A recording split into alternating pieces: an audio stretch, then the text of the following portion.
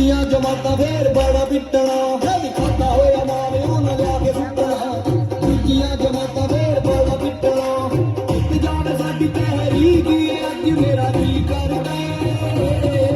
ਇਮਰਾਨ ਖਾਨ ਦੇ ਜਲਸੇ 'ਚ ਅੱਜ ਮੇਰੇ ਨੱਚਣੇ